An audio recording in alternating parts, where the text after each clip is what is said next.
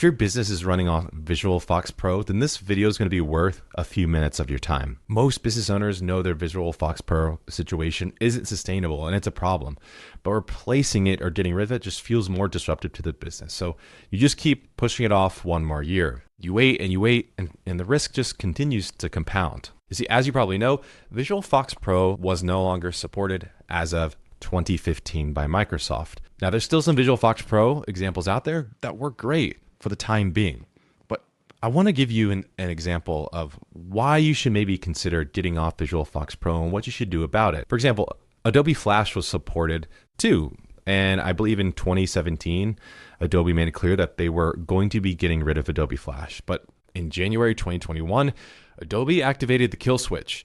That means Flash content stopped working entirely overnight globally. And businesses that weren't ready were stuck for months, and developers knew they were in crisis and could charge accordingly. Now, actually, Microsoft, who of course started Visual FoxPro, did the same thing to Silverlight, their own framework. And in 2021 of October, no kill switch, but they quietly dropped it until it only ran on one dying browser, similar to Flash. So we know that Microsoft has already done this before. Now, Visual FoxPro, again, hasn't been supported for over a decade, but I will admit it still runs today. But that's because the hardware and the underlying Windows architecture still allows that today. But the day that that changes, you're looking at the same fate, and it won't be announced.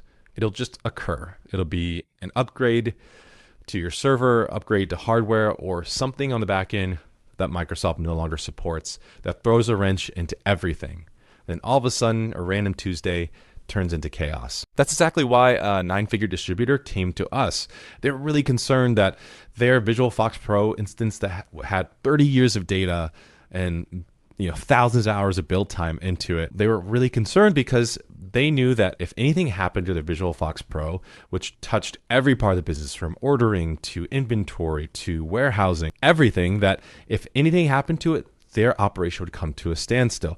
We're able to diagnose and evaluate a phased approach that allowed them to, little by little, get rid of the Visual FoxPro dependency, to get off of it in a way that did not disrupt business. I'll show you our framework and how we did that, and also the biggest red flag that you should look for. Because ultimately, the goal isn't just to rebuild custom, really it's to rebuild smart. And there's a few tips I want to provide you here today. I'm Jake Haynes, co-founder and CEO of Pilot West Studios, and we help a lot of businesses modernize their legacy applications, including Visual FoxPro. So when that 9-figure distributor came to us, they spent years looking for Visual FoxPro developers, which were harder and harder to find each year, and we're able to charge more exorbitant fees on an hourly basis because it is so hard to find. So after years of looking at off-the-shelf solutions, looking at Visual FoxPro developers, they realize, okay, to ensure that we have a sustainable business for the next few decades, we have to get off Visual FoxPro. They didn't just come to us to modernize their software. They came to us because they wanted to minimize the risk. And we evaluated that when they first came to us, that a phased approach makes the most sense. And for 99 out of, let's say, 100 of our clients, a phased approach does make the most sense. A phased approach is just where you build one module of the software at a time, so the business never really goes offline. That means the old application, in this instance, a Visual FoxPro, stays live as a fallback until the system and the module that it's being built on can prove itself and eventually be deprecated. So if you're looking to provide a phased approach to your build, we always say start with whatever has the most friction. What do your employees complain about the most? What is the thing that's most broken in the current application? Or maybe what's the thing that has the most risk that if it were to break in the business and no longer be supported, having a new application would make a world of difference in how you all operate more efficiently or without that additional risk.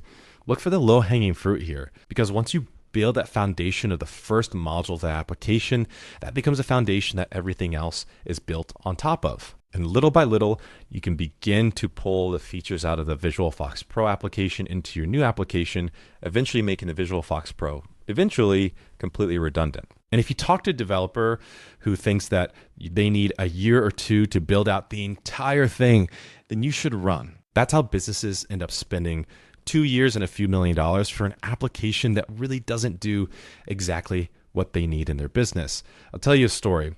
a CEO of another 9-figure distributor came to us and told us a story that they had an old application, don't exactly remember what it was, that they needed rebuilt. They went to an agency, and the agency said the project was going to take a year and about $1 million to do. So he said, fine. And a year later, they still weren't done. And every month they kept deferring. It's very close. It's very close. It's very close until it took about 2 years and $2 million. This isn't an anecdote. This is something that happens all the time in the software agency space. And the reason why my co-founder Adam, created the business we did with our unique model is because it's so common for software agencies and developers to underquote and then bleed you dry through hourly billing. And they're not incentivized to ship quickly. They're incentivized to keep working as long as possible. And so if you don't have a phased approach, you're having this huge kill switch where you're trying to get off one application and get everyone onto the other one.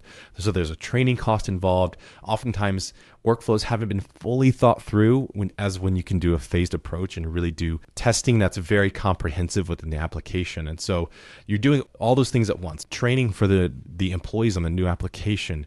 You're getting people into it. You're getting customers into it. You're finding bugs that you didn't even realize were there. You didn't have an appropriate amount of testing. So now you're going through and realizing that there's things that should have been built differently in workflows that don't quite fit the business. Those things are completely avoided with the right phased approach. Again, it's a way to ensure that you can get off an old application without disrupting the business. Now, I do want to provide a preface. I understand that I talked about 2 9-figure distribution companies, but you have to understand that this still applies to you if you're, a multiple 6-figure business or, 7-figure business, all the way up to 9-figure business. It's the same rules that apply. It's just different scale, different volume, same thinking. And the last point I want to make here is you want to do a phased approach, but you also want to ensure that when you're doing a phased approach, that you're not building custom just for the sake of building custom. What do I mean by that?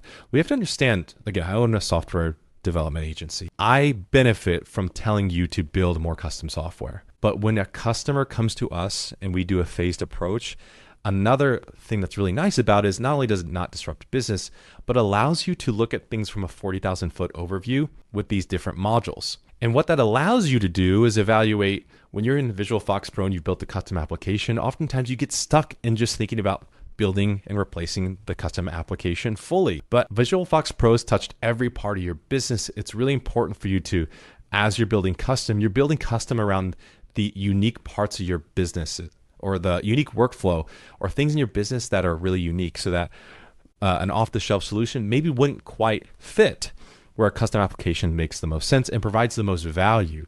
But for example, if you had a Visual FoxPro accounting suite, well, if your accounting is pretty straightforward, it doesn't necessarily make sense for you to build an accounting suite over again. I don't love QuickBooks, but QuickBooks is a pretty good solution for most people. It's straightforward. If your accounting is straightforward, it's easy to use. Most people have been trained on it, and the API is pretty solid, meaning that there's a lot of documentation on how it can pass data between different software. So even if you have a custom application, you get that custom feel with things flowing into QuickBooks if you need it to, just as if it was your own custom application. But why would you want to spend 6 months to a year just building out an accounting suite when you could buy QuickBooks off the shelf and have the same features, if not more, with the same custom feel because of that API that allows information to flow into it. We did the same thing with our customer. They have Visual FoxPro touching every part of the business, again, warehousing, inventory, ordering, etc. But you have to understand, when we actually looked at their equipment and workflow, we're able to evaluate to say, hey, there are 3 WMS or warehouse management solution providers that actually fit your criteria and have open APIs to where you wouldn't have to spend a year or a year and a half building your own WMS if you didn't want to. And that this could actually drop in and potentially provide you more features with an open API that allows data to flow in and out. So it's a win-win for everybody. You could get up to speed a little bit easier, and it might even be a little bit more robust. Because again, when you're getting off of Visual FoxPro, it's not just about creating better custom software. It's about creating a smarter stack into your business, not a bigger, custom, more newer build. And a developer who actually cares about your business will evaluate based off the workflows and what makes your business unique on where does custom make the most sense? Where does off the shelf make the most sense? How are ways that we can integrate these tools together so there's not siloed data, and things can flow from place to place to place so that your operators aren't using 10 to 15 different tools to copy paste customer data between them. And if you want to do more research, I'll include the article that I wrote below for the case study of what we're building for our customer, as well as I'll include the booking link below so you can personally meet with me. You can book a free call, and in 30 minutes, we'll diagnose what your current Visual FoxPro instance looks like and what a phased approach might look like for your specific setup. And we'll tell you what honestly needs custom and what doesn't. Either way, I hope you got value from this, and have a great day.